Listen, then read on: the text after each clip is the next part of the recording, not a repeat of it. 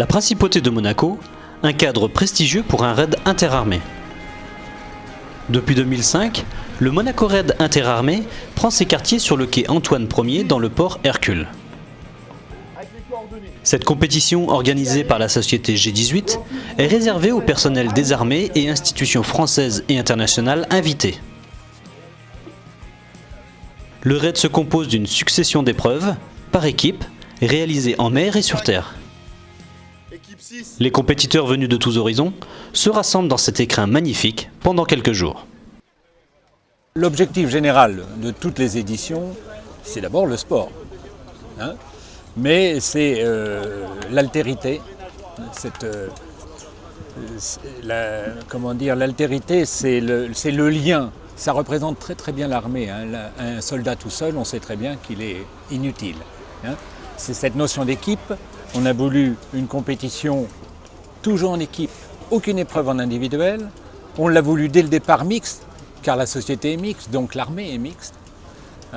Et maintenant on retrouve, après 8 années, on retrouve un esprit, vraiment un esprit. Mais le gros changement depuis 2 ans, c'est que les gens se préparent.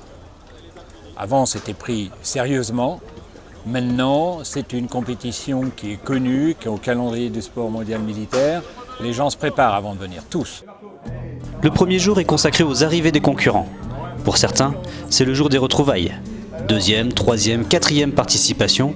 D'une année sur l'autre, le rendez-vous est pris et on retrouve les copains des éditions précédentes. Bien organisé, très agréable et on trouve des amis même. Gracieusement offert par la société MacForce, chaque concurrent reçoit un pactage. T-shirt, pantalon, casquette, sac à dos. Très bien accueilli, comme chaque année. Pour moi, ça fait 3 ans de suite que je viens. Bel accueil, ça n'a pas changé. Vous avez tout ce qu'il faut alors? On a tout ce qu'il faut, on est toujours bien garni, bien loti. Encore merci pour cet accueil. Tout le monde dans la même tenue, et c'est l'heure du premier briefing. Le général Desjardins, conseiller militaire du raid, prend la parole et donne les premières consignes pour le bon déroulement de la compétition. Je vais d'abord vous présenter l'équipe par la grâce de laquelle vous êtes ici. Celui qui est le créateur du raid, qui a eu l'idée du raid, bien sûr, c'est Gilles Belec. Il est là, et voilà.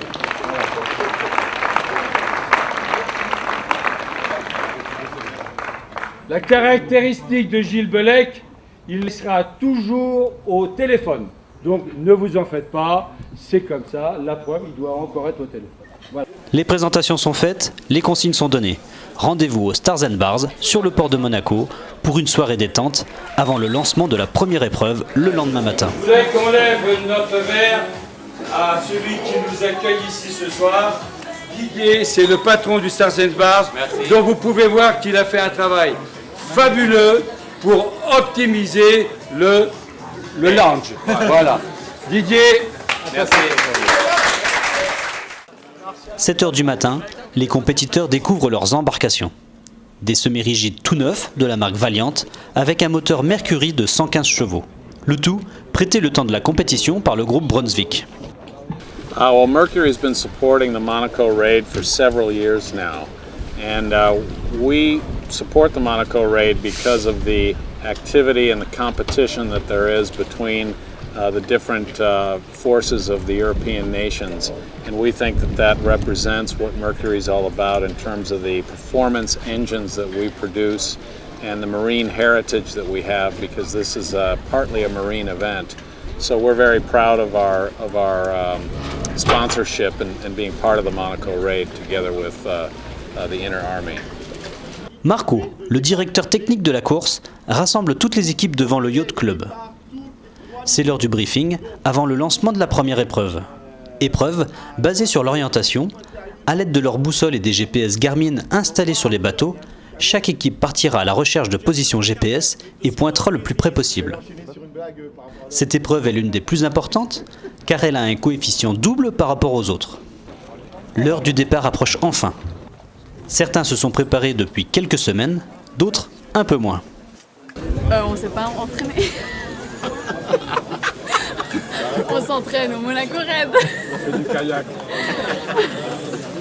Au début, on a Comme ça fait 5 ans qu'on est là, au début on a pas mal galéré et puis chaque année on a appris des choses.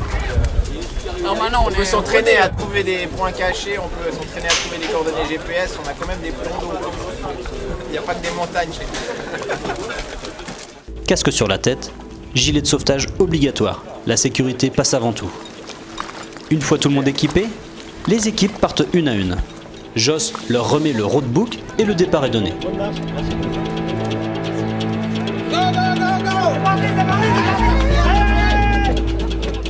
C'est parti pour plusieurs heures de navigation.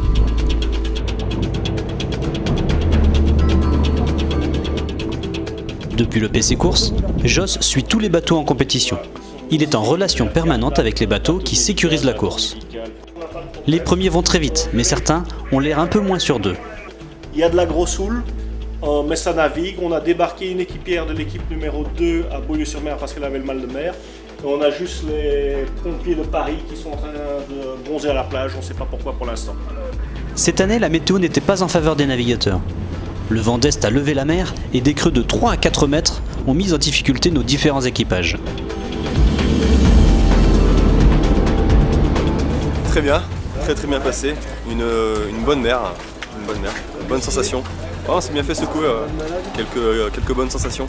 À la fin de cette première épreuve, l'équipe de la DGA est en tête du classement, suivie de près par l'équipe de la British Army. Alors comment ça s'est passé? Ah bah facile. Trop bien. Ils auraient dû rajouter des balises en fait. Un C'est peu dur, court, un peu dur quand même. On a l'impression que la terre bouge. Tu sais, ça fait... Oula. Ah oui, bah c'est ça. Ouais, je peux m'hydrater, ouais. Après une journée éprouvante, les compétiteurs se retrouvent au Stars and Bars pour un dîner bien mérité. C'est l'occasion pour eux de faire un petit bilan de cette première journée, mais c'est surtout un moment où l'on se retrouve et où l'on partage entre concurrents les différentes difficultés rencontrées pendant la compétition. On aura les mêmes conditions qu'hier en fait. Vendredi, deuxième jour de la compétition, la journée va être chargée car 4 épreuves sont au programme. Ceux qui l'ont vécu l'année dernière peuvent en témoigner. Ce matin, ça commence par l'épreuve d'orientation et de régularité. 2, 1. Sur une zone de navigation étendue dans la baie de Monaco, de Saint-Jean-Cap-Ferrat au Cap Saint-Martin, les équipes doivent localiser des balises GPS, mais cette fois dans un temps donné. Dans la logique, si on est là.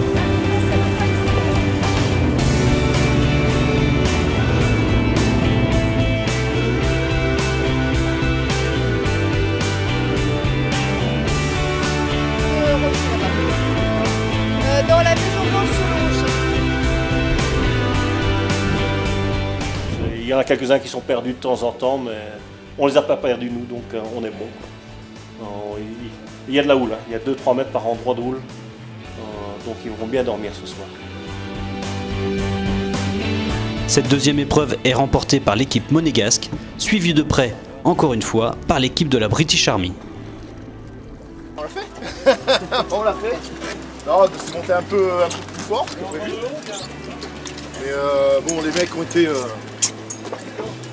ils ont été au top. Personne n'a pris de risque, tout le monde a joué au maximum le temps.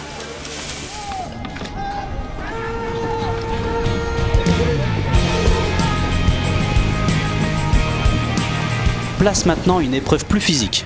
On change d'embarcation et c'est l'heure du kayak de mer. Les équipages doivent effectuer, par binôme, 4 boucles dans le port de Monaco en se relayant à chaque tour.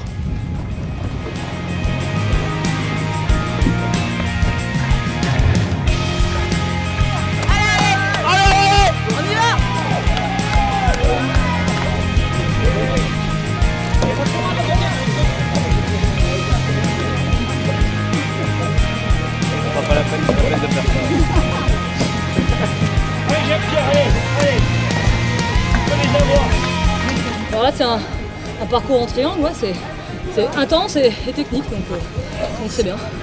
Cette fois ce sont les marins-pompiers de Marseille qui remportent l'épreuve. Aussitôt terminé, direction la plage du Larvoto pour la natation en mer. Le temps d'enfiler sa combinaison, Marco donne les consignes de course et le top départ est donné.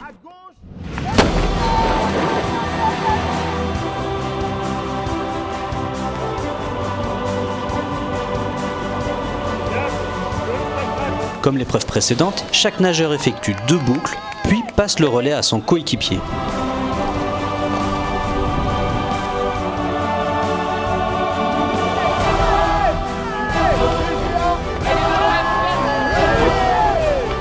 La natation, c'est dur.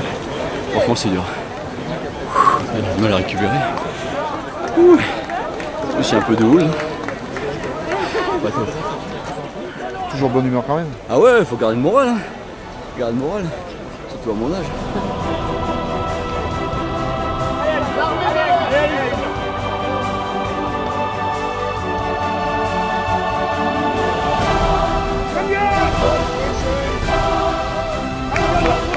Oh, it's brilliant. You know, to put this on in this location, for us coming from the UK, it's fantastic. You know, we don't put stuff on like this, as you're probably aware that everything's about money these days and no one's got any. So to come here and be treated like this and do these events with other people around Europe, it's fantastic. Sur cette épreuve, ce sont les sapeurs-pompiers de Paris qui ont été les plus rapides et remportent la manche. Quatrième et dernière épreuve de la journée, elle est au programme seulement depuis l'an passé. C'est le tir au pistolet. Un tir de 10 cartouches à 25 mètres. Après 2 épreuves très éprouvantes physiquement, les bras ont souffert, la concentration va faire la différence.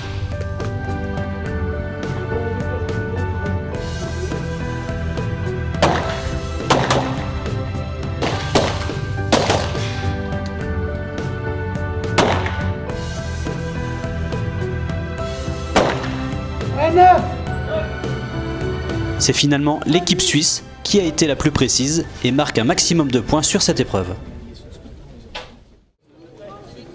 Dernière journée de compétition. Ce matin, rendez-vous est donné devant le Palais Princier pour le départ de la course à pied. C'est la première fois où je dirais les 3 ou 4 premiers, ça n'est vraiment pas fait. Et c'est vraiment super parce que là, il y a vraiment un véritable challenge. Et je pense qu'on devrait avoir une très belle course, même si j'ai l'impression que 2012, ça va être l'année de nos amis anglais. 3, 2, 1, go!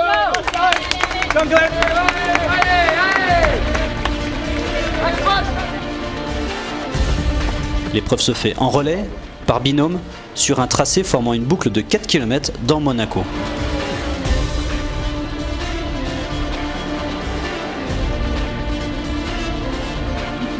Solidarité, union, cohésion. Voilà. Je crois que l'objectif il est vraiment rempli.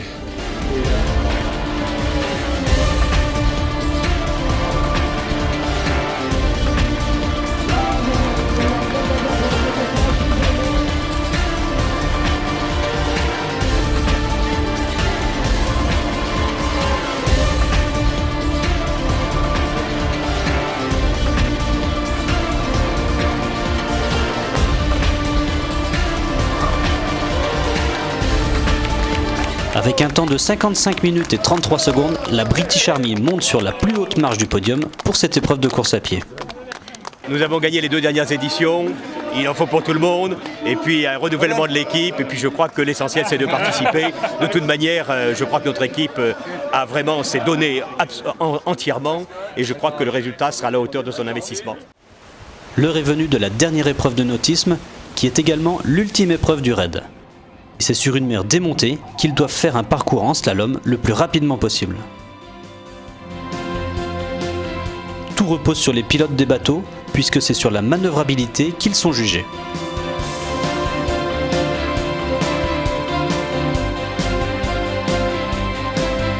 Malgré leur peu d'entraînement, les Suisses remportent la course juste devant les Italiens. Cette aventure se termine lors de la soirée de gala au Yacht Club avec la remise des récompenses. Le Monaco Raid 2012 a tenu toutes ses promesses, la bataille a été rude jusqu'au bout et la première place s'est jouée jusqu'à la dernière épreuve. Au nom du gouvernement de Son Altesse Sérénissime le Prince Albert II de Monaco, devant les organisateurs, devant l'ensemble des partenaires, devant vos chefs qui sont ici rassemblés, je voudrais ici féliciter très chaleureusement l'ensemble des compétiteurs. C'était l'année des Jeux Olympiques. Et le raid interarmé, c'est le sport dans tous ses états important. Les Jeux Olympiques étaient à Londres, en Grande-Bretagne. Et ben je ne sais pas comment ils ont fait, mais j'ai quand même cru comprendre, mon général. Ah, c'est pas sûr.